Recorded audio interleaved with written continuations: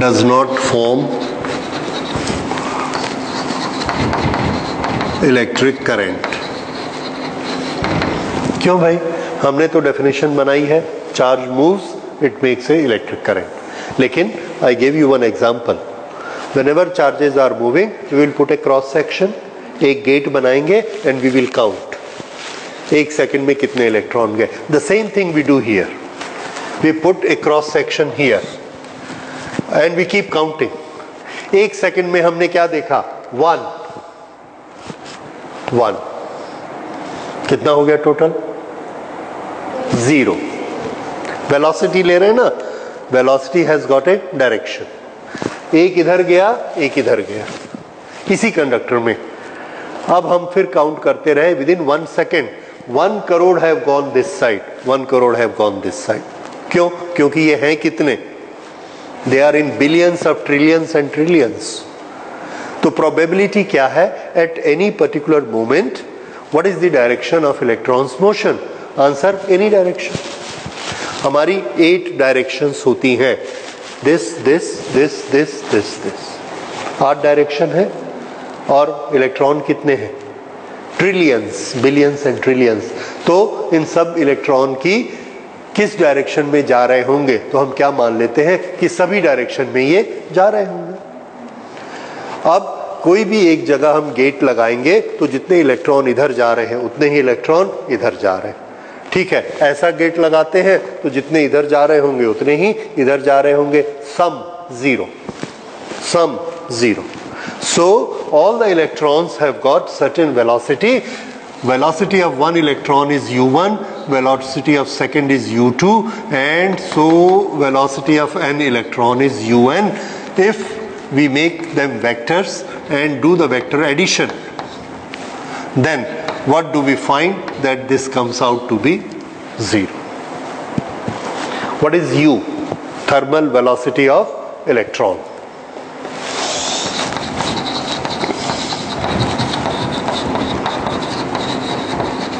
Sum up to 0. Therefore, it does not make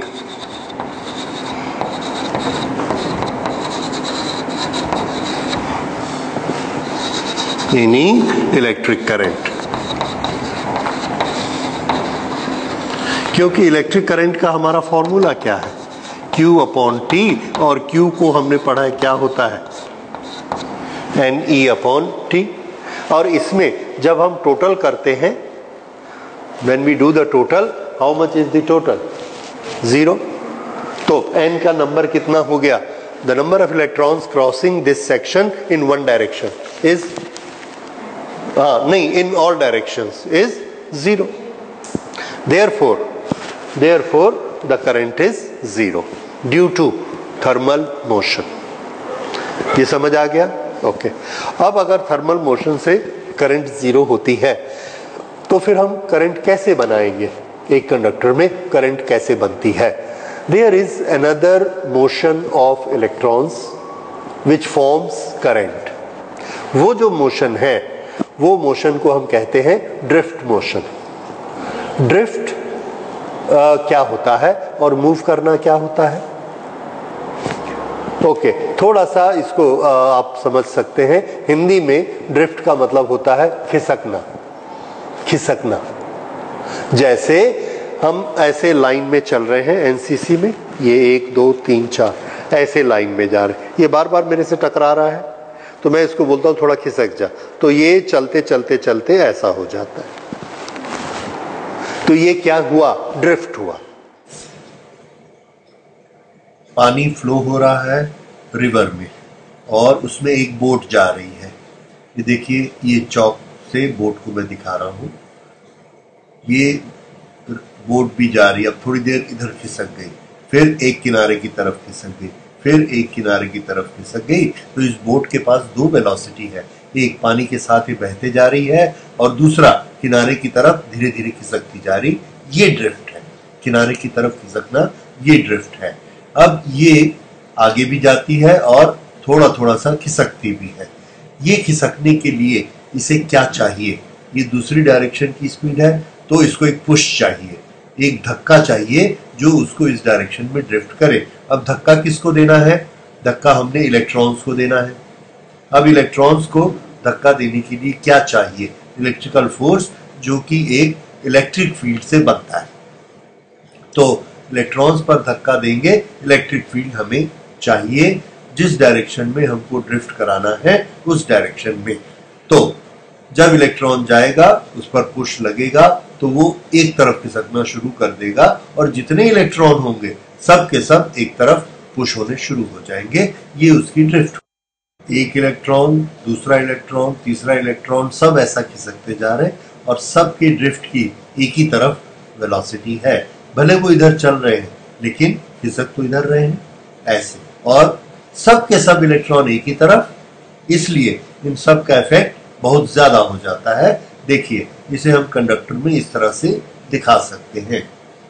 ये एक conductor है जिसमें बहुत से फ्री इलेक्ट्रॉन्स हैं। एक फ्री इलेक्ट्रॉन अपनी थर्मल वेलोसिटी के कारण इधर जा रहा है, दूसरा इलेक्ट्रॉन अपनी थर्मल वेलोसिटी से इधर जाता है, तीसरा इलेक्ट्रॉन थर्मल वेलोसिटी से इस तरफ जा रहा है। किसी भी तरफ जा सकते हैं, ये इधर जा रहा है। इस तरह से इलेक्ट्रॉन अलग अलग डायरेक्शन में एट रैंडम कहीं भी जा सकते हैं। ये एक इलेक्ट्रॉन इधर जा रहा है, तो ये इनकी अलग अलग वेलोसिटी भी हो सकती है, u1, u2, u3, u4। ये सब अपनी अपनी वेलोसिटी से, थर्मल वेलोसिटी से इसमें मूव कर रहे हैं। अब सबकी डायरेक्शन अलग अलग है। अब हमने इसमें एक इलेक्ट्रिक फील्ड अप्लाई किया। इलेक्ट्रिक फील्ड अप्लाई करके हम इस पर फोर्स लगाना चाहते हैं, तो इलेक्ट्रिक फील्ड जिस सोर्स से भी अप्लाई करेंगे वो सोर्स एक तरफ पॉजिटिव और एक तरफ निगेटिव चार्जेस भेजेगा। ये हम कैसे करते हैं? पोटेंशियल डिफरेंस लगाकर।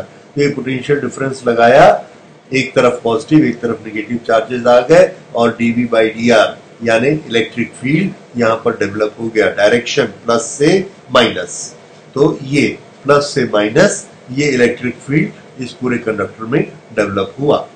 अब ये इलेक्ट्रिक फील्ड क्या करता है? इलेक्ट्रिक फील्ड हर चार्ज पर फोर्स लगाता है और हर चार्ज जो इसके अंदर है, इलेक्ट्रिक फील्ड के अंदर, एक फोर्स एक्सपीरियंस करता है। Can you tell me in which direction electron experience a force, towards lower potential or towards higher potential? फिर से पॉजिटिव चार्ज किधर से किधर मूव करता है? हाई टू लो या low to high potential? A positive charge moves right from higher potential to lower potential. Positive charge. Negative charge के लिए from lower potential to higher potential. ये समझ आया? नंबर एक। नंबर दो, electron has got negative charge and negative is always attracted by positive and here is positive. देखिए, this is high potential, this is low potential. According to potential rule, electron should move from lower to higher. According to force rule, the electron should go towards positive charges. Here are the positive charges. तो आप कोई भी rule लगाइए, electron को इधर जाना है, it is experiencing a force in this direction. ये इधर एक फोर्स एक्सपीरियंस करता है। ये फोर्स कितना होता है? Charge multiplied by electric field. ये भी एग्जैक्टली उतना ही फोर्स एक्सपीरियंस करता है, ये भी उतना ही करता है। क्यों? क्योंकि सबका चार्ज सेम है और सबके लिए इलेक्ट्रिक फील्ड सेम है। So everyone is experiencing same force. Okay, सबका मास एक जैसा है, सबका फोर्स एक जैसा है। सो फोर्स अपॉन मास, एक्सेलरेशन भी सबका एक जैसा है। सब में एक्सेलरेशन होता है किस डायरेक्शन में? In the direction of force. इस डायरेक्शन में एक्सेलरेशन होगा तो एक वेलोसिटी पैदा होगी in the direction of acceleration. That velocity will try to carry it in this direction, in the direction of acceleration. लेकिन ये तो ऑलरेडी इधर आ रहा है, तो ये वाला फोर्स इसको कहां ले जाएगा? ये इधर जा रहा है, ये फोर्स इसको कहां ले जाएगा? So my answer is vector sum. एक वेलोसिटी इसकी ये है और एक वेलोसिटी इसको उस फोर्स ने दी। कौन से? QE फोर्स ने, और वो वेलोसिटी हम इसके साथ सम कर देते हैं, this. So where does it go? Answer, it goes this way, यहां पहुंच गया ही, जिसको कहां पहुंचना चाहिए था, यहां पहुंच गया। ये क्या हो गया? ड्रिफ्ट। ये इसको यहां आना था बिकॉज ऑफ दिस फोर्स, ये ऐसे आ गया, दिस इज ड्रिफ्ट। इसको यहां जाना था, इसके कारण ये इतना इधर आ गया, ये ड्रिफ्ट, क्योंकि फोर्स तो हर जगह लग रहा है। और ये वाला जो यहां जाना था ये यहां आ गया, दिस इज ड्रिफ्ट। इस तरह से हर इलेक्ट्रॉन में एक वेलोसिटी जनरेट हो गई, उस वेलोसिटी का नाम क्या है? Drift velocity.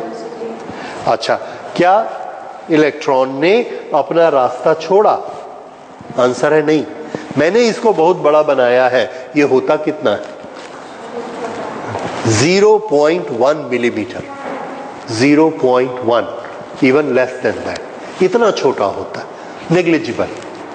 तो एक इलेक्ट्रॉन वहां से चल के आ रहा है, वो दीवार से चल के आ रहा है और यहां पहुंच रहा है। मैंने इलेक्ट्रिक फील्ड लगाया, यहां आ गया, कोई फर्क पड़ा? नहीं, पर ये ड्रिफ्ट होता है, इतना सही ड्रिफ्ट होता है, क्योंकि थर्मल वेलोसिटी कितनी है? 10,000 मीटर पर second. Drift velocity is very small, 0.1 millimetre, so small, उसका पता ही नहीं चलता, लेकिन होता है। अच्छा, अब हमने क्या किया?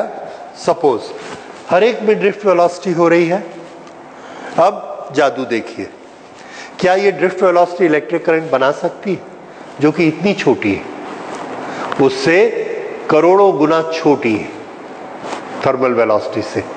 हमने क्या किया? यहां गेट लगाया, गेट लगा के काउंटिंग शुरू की, कौन कौन इधर जाता है।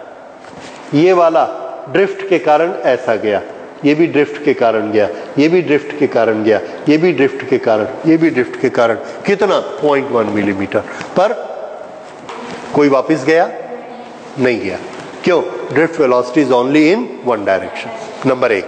नंबर दो, कितने इलेक्ट्रॉन इधर गए? 10⁻29। वो याद है? इलेक्ट्रॉन होते कितने हैं? यस, 20, 21, 22। इतने ज्यादा इलेक्ट्रॉन इस गेट को ऐसे पार करते हैं। और करंट का फॉर्मूला क्या है? एन को देख रहे हो? N is very very large, इतना ज्यादा होता है कि ये सब छोटे छोटी ड्रिफ्ट वेलोसिटी मिलाकर भी they become very effective. Why effective? Because the number is very large. अगर आप हर एक का 10⁻⁻7 भी मिलाएंगे तो 10⁻22 उसको 10⁻15 बना देगा, इतना ज्यादा बना देगा, because the number is very large. So the drift velocity becomes very very powerful. ठीक है? जैसे अगर मैं आपको कहूं कि मैं आपको एक पत्थर मारता हूं और वो पत्थर आपको इतना हिला देगा, या मैंने धक्का दिया, ये इतना हिलाया, 5 सेंटीमीटर ऐसा हिलाया, फिर आप वापस खड़े हो गए, कोई असर हुआ? कुछ असर नहीं हुआ। ठीक है, हमने ये सोच लिया 5 सेंटीमीटर 5 सेंटीमीटर हिलने से कुछ नहीं होता है। रात को भूकंप आया और हमारी अर्थ 5 सेंटीमीटर ऐसा हिली और ऐसा ही, सुबह देखा कुछ भी नहीं, एवरीथिंग इज फ्लैट। 5 सेंटीमीटर क्यों? क्योंकि मैंने जब आपको हिलाया तो नंबर ऑफ मॉलिक्यूल्स बहुत थोड़े से थे, और जब अर्थ हिली तो कितने?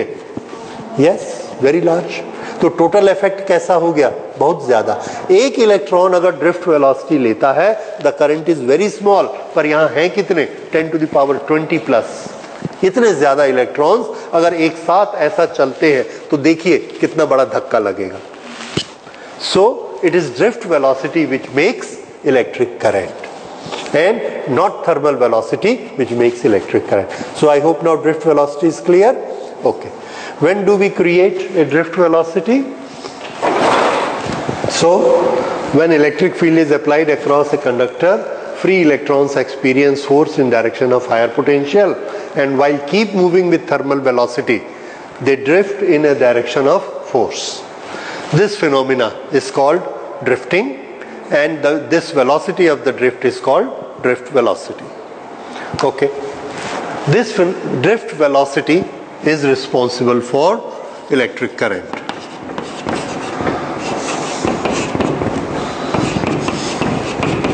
This drift velocity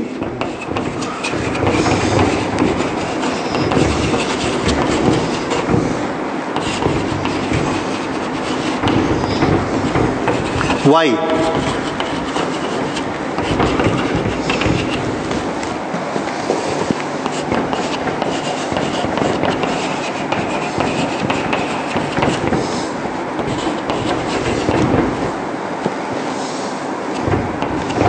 Unlike to thermal velocity, it is not cancelled out और ये सब आपस में add up हो जाती है. That's why what makes a drift velocity? Electric current. What is made by drift velocity? Electric current. Okay. Now calculation of drift velocity. We will do that derivation. Power -1 millimetre. 1 millimetre का भी 1/10 part to the order of 10 to the power -1 millimeter. But still it is effective.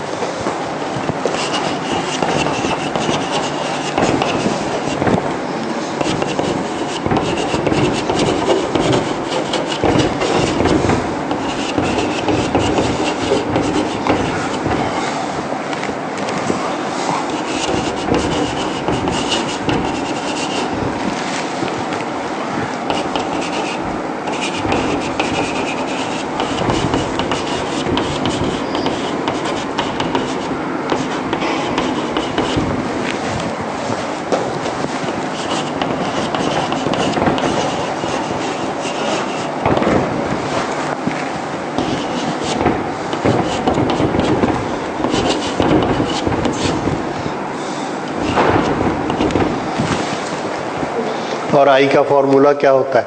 NE upon time, Q upon time, and N is very large, therefore current becomes quite large. Okay, now we will see, we have applied an electric field.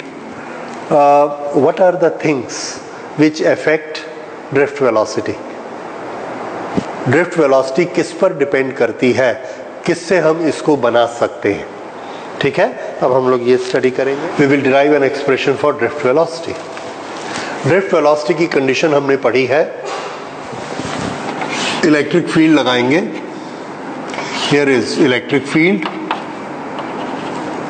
This is electron which has got charge -e and this experience a force in this direction. Because of this force it develops a speed, and now we have to find out what will be the speed. The initial speed of electron is how much? Answer u1. U, what is that u? Very good. उसमें हमने force लगाया, उस force के कारण उसमें एक acceleration पैदा हुआ. Okay, first we will write velocity में हम क्या निकालेंगे. We should be very clear. In drift velocity we will find out average velocity of electron with which it is drifting. Average हो सकता है कोई फास्ट जाएगा और कोई स्लो जाएगा, हम एवरेज निकाल सकते हैं. ओके, एवरेज निकालने के दो तरीके हैं. या तो हम थोड़ा सा लंबे मेथड से चले which makes us very clear without any doubt. Other, we can go by a shortcut because we know velocity under acceleration is equal to v under acceleration is equal to, very simple. What is t? T is the time for which force is being applied, क्योंकि उतनी देर तक उसको accelerate करता रहेगा. So v is equal to u plus at. और अगर किसी की इनिशियल वेलोसिटी 0 है तो v किसके बराबर हो जाएगा?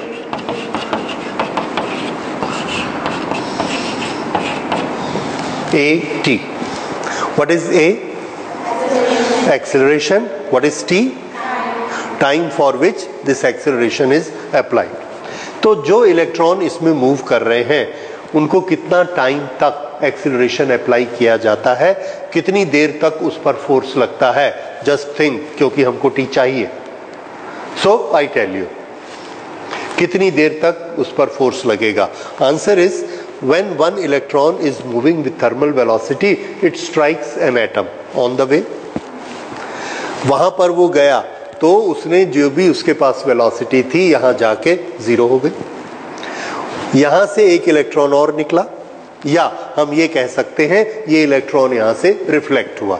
आइदर वे ये जब यहां जाके वेलोसिटी जीरो करता है फिर ये स्टार्ट होता है. जब ये स्टार्ट हुआ ऐसे थर्मल वेलोसिटी से इस पर इलेक्ट्रिक फील्ड लगा, इसने ड्रिफ्ट होना शुरू किया. टाइम बीतते जा रहा है, 1 माइक्रोसेकंड, 2 माइक्रोसेकंड, 3 माइक्रोसेकंड. कब तक गिनेंगे? जब तक वो दूसरे को हिट नहीं करेगा. That is collision. तो कितनी देर तक इलेक्ट्रिक फील्ड उसको अप्लाई हुआ? From one collision to the other collision. For that time the electric field is applied on it and that is the time we have to take there as t. समझ आया? तो उस time का ना हमने एक नाम रख दिया. उसका नाम हमने रखा कि उतनी देर तक वो कोलिजन किसी के साथ नहीं किया. It was free to move. तो उसका हमने नाम रख दिया relaxation time. It was relaxed. क्यों? वो किसी से झगड़ा नहीं कर रहा था, किसी से कोलाइड नहीं कर रहा था. So that period is known as relaxation period. Don't take that relaxation period means rest period. Rest period नहीं. ठीक है? So it has one collision, then it has another collision. So relaxation period is the time period between two consecutive collision. इसको एक छोटा सा पहले note कर लेते हैं.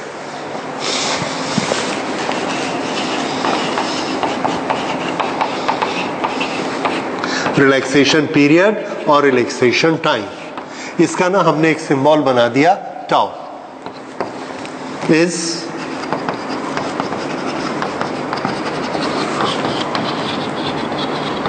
The time period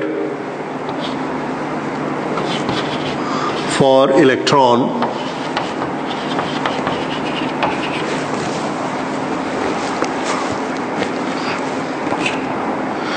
taken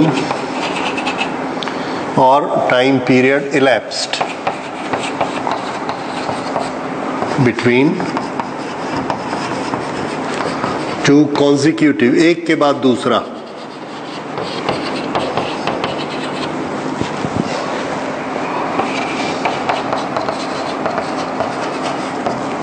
This is relaxation time, right? अब ये हो सकता है for one electron it is more, other electron it is less.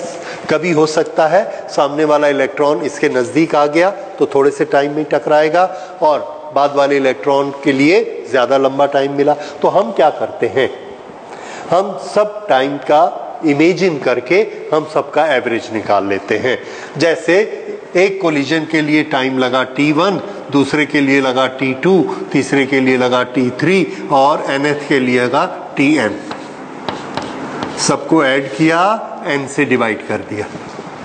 ये व्हाट आर दीज?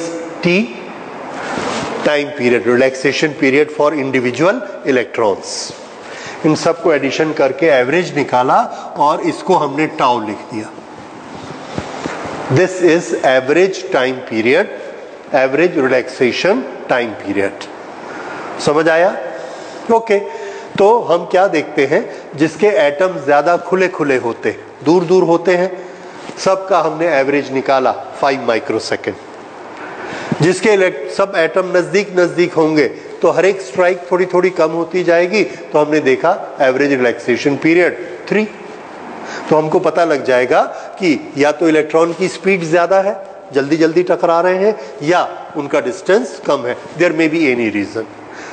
तो रिलैक्सेशन पीरियड पर हम लोग फिर एक बार कोलिजन को देखेंगे. इट मे बी पॉसिबल कि एटम बड़े बड़े ज्यादा हो तो इलेक्ट्रॉन निकल ही नहीं पाता, जल्दी टकरा जाता है. There may be many reason. We will come to that topic once again. अच्छा, फिलहाल हम ये देख रहे हैं कि इस पीरियड को हम बोलेंगे क्या, रिलैक्सेशन टाइम। क्यों? क्योंकि उतनी देर तक वो कोलाइड नहीं कर रहा है। इस पीरियड का हमारा क्या यूज है? We know that for that much time period the acceleration due to electrical force is getting applied on it, और उतनी देर तक वो वाला इलेक्ट्रिकल फोर्स उसको ड्रिफ्ट करता रहेगा। ये हमारा इंटरेस्ट है। So the drifting takes place for how much period? For relaxation period the drifting takes place. Okay, कितनी ड्रिफ्ट हो जाएगी? 80। अब टी की जगह हम क्या ले सकते हैं? Tau. Okay, so A is acceleration, T तो ये हमको समझ में आ गया। टाउ एक छोटी सी चीज सिर्फ और है, अभी रेफरेंस आया तो उसको नोट कर लेते। रिलैक्सेशन पीरियड एक मटेरियल का किससे अफेक्टेड होता है, कम या ज्यादा? आंसर है टेम्परेचर से। किससे अफेक्टेड होता है? टेम्परेचर। ये अभी अगले टॉपिक में काम आएगा, but I just tell you क्यों। अगर टेम्परेचर ज्यादा होगा, एनर्जी ज्यादा होगी, तो उसकी थर्मल वेलोसिटी ज्यादा होगी, जल्दी टकरा जाएगा जाके। अब आप मुझे बताइए, रिलैक्सेशन पीरियड टेम्परेचर बढ़ने से बढ़ेगा कि कम होगा? सोचो सोचो, टेम्परेचर बढ़ने से क्या बढ़ा? वेलोसिटी। और जल्दी वेलोसिटी होगी तो time period? Yes, with increase of temperature tau decrease.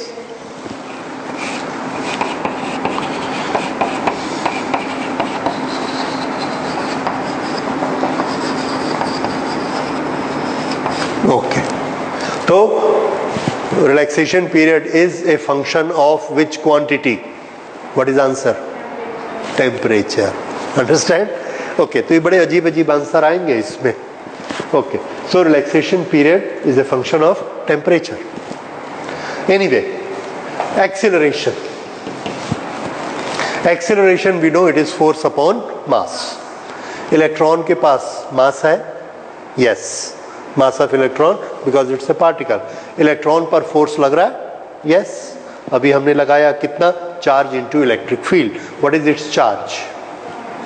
Minus e. Acceleration is force upon mass. Force is charge multiplied by electric field divided by m. Charge of electron, applied electric field, mass of electron. This makes acceleration. So velocity कितनी आ गई? This velocity for any one particle is how much? E m and t. What is this t? Relaxation period. अगर मैं इसको एक electron की velocity लेता हूं तो मुझे इसे लिखना चाहिए 1 1। अगर मैं इसको एवरेज लेता हूं, average of all the n electrons, average, तो E सब इलेक्ट्रॉन के लिए कांस्टेंट है, इलेक्ट्रिक फील्ड सब के लिए एक ही वैल्यू रखता है, m सब के लिए एक ही वैल्यू रखता है, तो मुझे एवरेज किसका निकालना पड़ेगा? टाइम पीरियड का, और वो हम पहले निकाल चुके। टाइम पीरियड का एवरेज कितना होता है? टाउ। सो अगर मैं इसे एवरेज लिखूंगा तो इसे क्या लिख दूंगा? टाउ। आ गया? और ये कौन सी वेलोसिटी है? This velocity is due to force of electric field, और इसको हम पहले क्या डिक्लेयर कर चुके हैं? Drift velocity. So this is formula for drift velocity. Understand? So velocity is equal to u plus at. A की वैल्यू हमने निकाली E upon m, और एवरेज t कितना निकाला? tau. Okay, so this is drift velocity. This average velocity is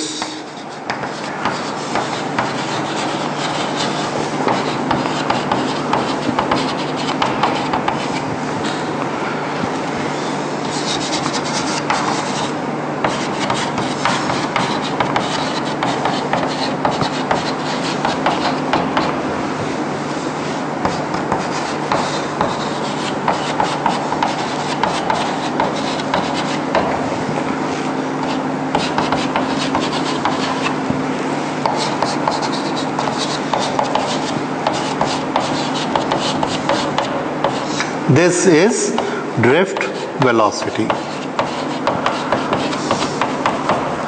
ये drift velocity आ गई और ये हमारा फॉर्मूला आ गया, v drift velocity is equal to minus e upon m into tau.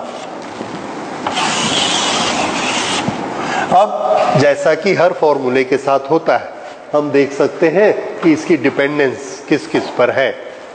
E is a constant, m is a constant, E upon m। तो drift velocity electric field increase होने से इंक्रीज हो जाएगी। It depends upon electric field, यानी ज्यादा voltage लगाएंगे तो ज्यादा ड्रिफ्ट वेलोसिटी होगी। ठीक है। अच्छा, टाउ